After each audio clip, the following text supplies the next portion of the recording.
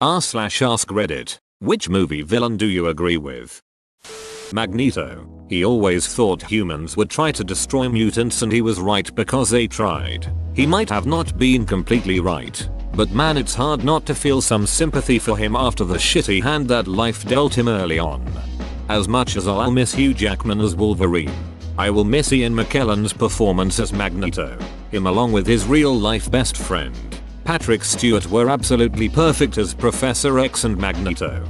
They could not have cast anyone else as Professor X without it being a huge missed opportunity. I mean, he survived a Nazi concentration camp as a child. It's not much of a stretch to imagine it happening again to mutants. Gordon Ramsay from Kitchen Nightmares.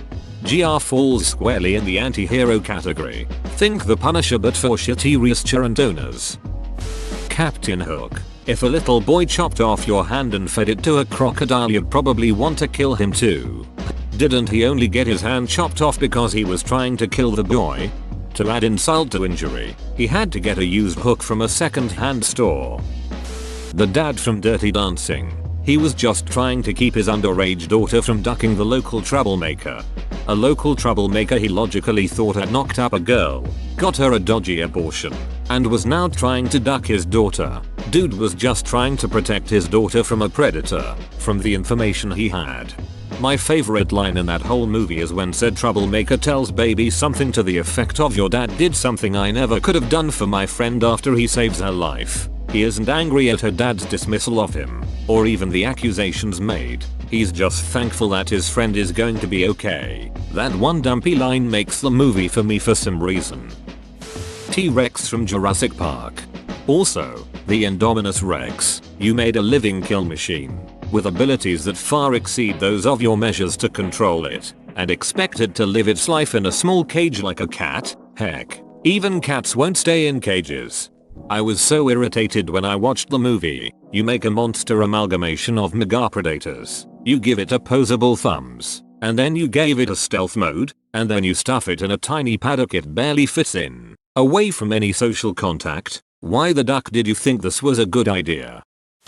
Dr. Freeze. The guy just wanted to find a way to save his wife. Batman even once tried to help him with it. So many Batman villains either got the shit end of some stick or another, or were just really misunderstood and trying to get through with disordered thinking. Part of the reason I love Batman stories. It's to present contrast about how the worst moment of your life can either make you or break you. For every Bruce Wayne and Don Grayson, there was the Joker, if we believe Killing Joke to be his origin, the Riddler, Penguin, Two-Face, Clayface, Mr. Freeze, etc. Doc Ock. I'm not saying that I'd sooner rob a bank than beg for grant money, but I get where he's coming from. I just like how that movie was made in the 2000s but still had Ock carrying sacks with $sign out of the bank. Mutwo. Making stronger versions of existing Pokemon is basically the point of Pokemon breeding. But if he wasn't stopped, he probably would have killed all of humanity. Mew would have saved us eventually. If not, I have Mega Gyarados and Darkrai that can help out. General Grievous. His people were massacred by the Jedi for reasons that were false. He was then physically crippled for the rest of his life, outside of his exoskeleton, and was told that the Jedi were to blame. He destroyed as many as he could and took their weapons as a trophy to exact his revenge for the Jedi ruining his life and pushing his people to the brink of extinction. It's even more tragic than that. When Count Dooku and the Intergalactic Banking Clan offered to rebuild him as a cyborg, Grievous agreed on the condition they didn't alter his mind. But they did anyway. So while Grievous believed that he'd always been the cold-blooded Jedi hunter into the past, he probably wasn't as extreme as he is during the Clone Wars. Not a movie, but Robbie Rotten from Lazy Town. As an adult, you get it. You want sleep. You want cake. You want quiet. You want to be lazy. There were moments where you could be like, I feel your bro. And of course, deep down there, you want to be the number one. Now listen closely. Poison Ivy. All she wants is more plants and less destruction. In No Man's Land she moves into Central Park, I think, and just stays there. No crime boss approach. No city takeover, just walks into the park. Batman goes into the park, walks back out and suddenly the city starts getting fed by these fast growing plants. I don't remember if they explain that part, but of the villains in the Batman universe she's usually the least tyrannical, I think is the best way to say that.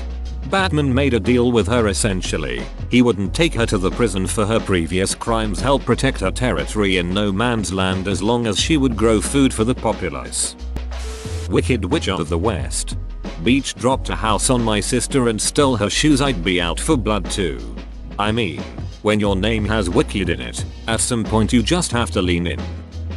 Luke Skywalker. I mean, obviously he was a terrorist insurgent bent on destroying critical infrastructure, but you can't blame him for his resent about the unfortunate incident with his aunt and uncle. I like it when writers give the villain a convincing motive like that. Having him succeed ultimately was really a bold narrative choice on George Lucas's part.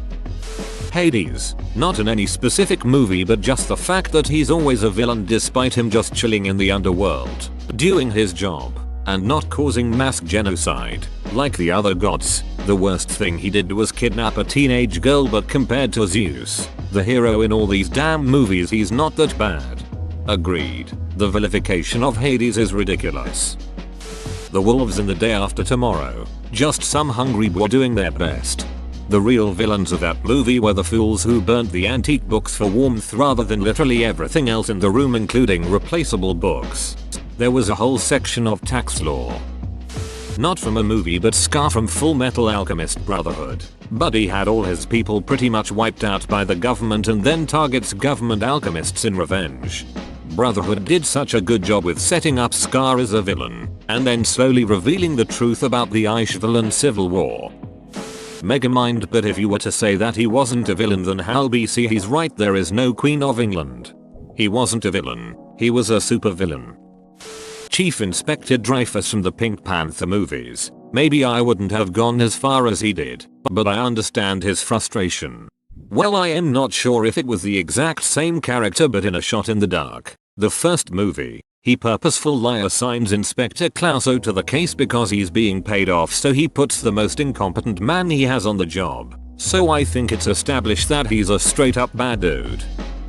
Barbossa and his crew from Pod-One. They found a bunch of gold coins sitting around, traded them as currency like anyone would, and were severely punished for no good reason. If you think about it, had the rum runners not showed up, Jack would have starved to death or shot himself on the island he was marooned on. So I'd say that Barbossa's mutiny was cause for punishment. Not to mention they threw Bootstrap Bill in the sea stuck to a cannon to die. That's pretty messed up too. The Grinch. He just wants to live alone in his gaff with a dog, and the Who people won't stop bothering him. The machines from the Matrix. The humans attacked first, going as far as blocking out the sun to end them. The machines create a new reality for the humans that is much better than the alternative of living in the sewers in the real world. The only reason Agent Smith became problematic was because Neo gave him new code. I really wanted the actual story to turn out that the machines recognized we had met the threshold our planet could survive and that we were doomed. They stuck us in pods while they waited for the doomed Earth to heal. Essentially WALL-E. They continued to breed us, but in simulation so we could still have choices in propagation. They tried to make a paradise. We rejected it. So they made Earth as nice as possible and tried to give our species the tools it needed to continue developing our culture. They left humans outside of the Matrix to serve as a control group. I think it would have been more compelling if the Outlaws were the result of the machines trying to leave as much intellectual autonomy in place as possible, and dealing with an occasional neo-unacceptable annoyance to keep humanity's free will. Roy Batty. He's an escaped slave who is pissed his girlfriend and friends will die soon anyway from 4-year lifespans they were genetically engineered with. The main people he and his group kills or injures are morally bankrupt genetic engineers who became rich off slavery and corrupt racist cops. The book paints them in a very different light. They lack empathy and don't really understand why it's important. The probe from the voyage home. All it wanted to do was talk to some whales. When I saw Spider-Man Homecoming, I was like, hey, wait a minute, Adrian Toomes, Vulture, actually has a point here. The government and Tony Stark completely ducked him over with malice aforethought. After that opening scene, I was like, duck Tony Stark. I'm with Toombs on this one. My fiance has a theory that a lot of Spider-Man villains are analogs for disabled people and poverty. It's rather noticeable how many of them are physically disabled in some way and turn to supervillain stuff after being really screwed over by society. Whoa, you made it to the end? You're a ducking beast. I'll cut you a deal. Smash like and subscribe for more curated content, bruh. It's free and that's a great price.